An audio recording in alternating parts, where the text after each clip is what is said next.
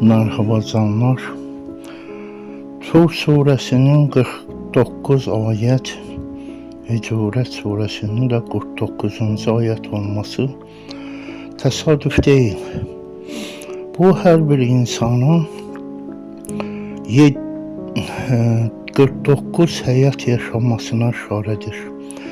Yani 49 tur atarak bu hayatın her zamanını, her bir beden yansımasını, bilinç yansımasını denemlemesidir. Yani kulluk yapmasıdır.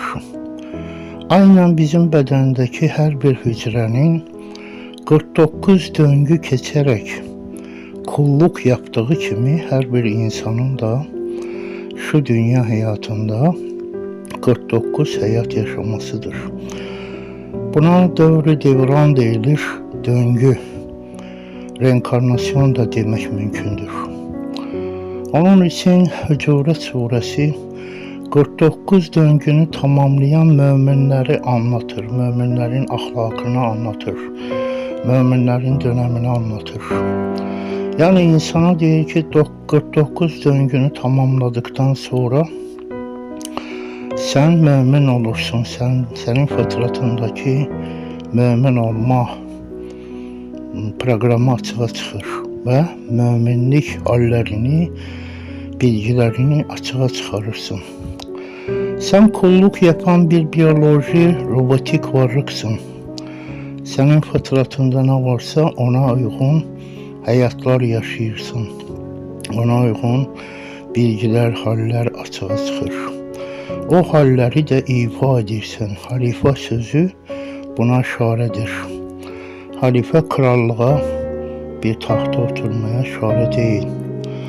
Tüm halleri ifa edirsin senin fıtratında olan, yani ruh deyilen programında olan Allah'ın ilminden ilim verdiği kader deyilen programında ne varsa onları ifa edirsin.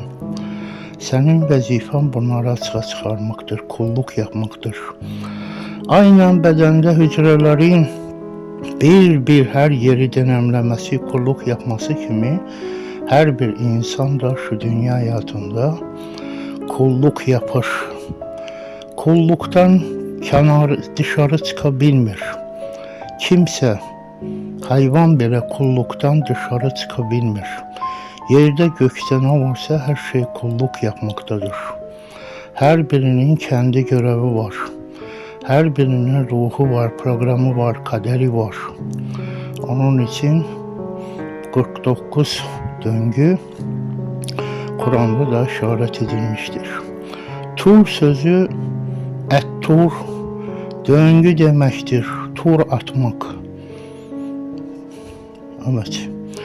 Hucuret de hücreler, yani 49 hücre geçmek, 49 beden değişmek, 49 hayat yaşamak anlamındadır. Onun için Hucuret suresi hep müminleri anlatır, müminlerin davranışını anlatır, müminlerin farkındalıkta olmalarını anlatır. Yani müminlere deyir ki, bunların hepsini siz de yaşamışsınız. Şimdi yaşayanlarla uğraşmayın. Bırakın onlar kulluklarını yerine getirsinler. Vakit olmuş ki sen de Hristiyan olmuşsun, ateist olmuşsun, yani hatırı.